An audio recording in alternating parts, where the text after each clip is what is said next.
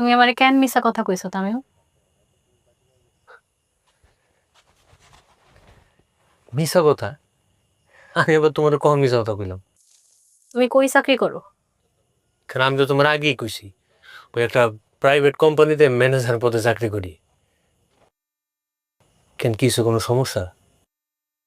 কি সুন্দর অভিনয় তুমি শিক্ষা গেছো তামিম। তুমি রাস্তায় রাস্তায় রিক্সা চালায়া টাকা ইনকাম করবা, আর সেই টাকা দিয়ে আমি ভাত খামু?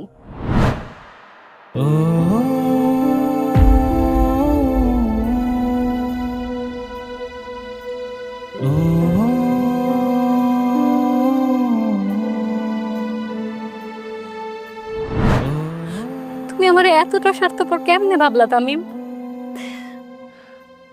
তুমি এত কষ্ট করে রাস্তায় রিক্সা চালায় টাকা ইনকাম করো, আর তুমি আমারে কইছো তুমি একটা প্রাইভেট কোম্পানির ম্যানেজার। এত বড় একটা মিথ্যা কথা তুমি আমারে কেমনে কইলা? কি করবো? এটা করার ছাড়া আর কি করার আছে? আমি তো যা করার বাধ্য হয়ে করছি। সংসার চালাইতে হবো না? সংসার চালাইতে টাকা লাগে না? আমরা যে দুইটা জামাইবো আমগো খাইতে টাকা পয়সা লাগে না? আর তাছাড়া তুমি জানো যে আমগো ঘরে একটা নতুন মেহমান আইতাছে। ওরও তো টাকা পয়সা খরচের একটা ব্যাপার আছে। আল্লাহ যেহেতু আমগরে বাঁচায় রাখছে, দেখবা আমাগো রিজিকের একটা না একটা ব্যবস্থা আল্লাহ কইরা দিব।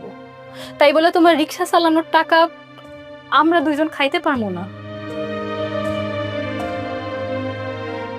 তুমি তুমি আমার মাথায় হাত রেখা কথা দাও, তুমি আর জীবনেও রিক্সা শুইয়াও দেখবা না। আরে দুরু কি বাচ্চা গো মতো জিদ শুরু করছো? রাও তো। আর তুমি জানো একটা সংসার চালাইতে কি পরিমাণ টাকা খরচ হয়? আর আমগো আমগো ঘরে একটা নতুন মেহমান আইতাছে। আরে তখনও তো অনেক টাকা পয়সা খরচ হইব। এখন যদি টাকা পয়সা ঘুষগাছ করে না রাখি, একটা বড় বিপদে পড়ে যাবো সামনে।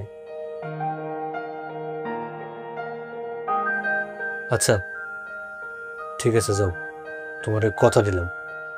এখন যাও, খিদা লাগছে, ভাত গরম করো, আমি যাই। এই, তোমার তোমার বাসা লাথি দিছে? কি করবি? আব্বাজান, কি ব্যাপার? আম্মা জানো লাথি মারেন কেন? দুষ্টামি করেন না? শুনেন, আপনি লাথি দিলে তো উনি একটু ব্যথা পায়। আপনার যত লাইট ঠালাইতে দুষ্টামি আছে আপনি পৃথিবীতে আইসা আপনি আমার সাথে কইরেন। আপনি ঘুমান এখন, হ্যাঁ?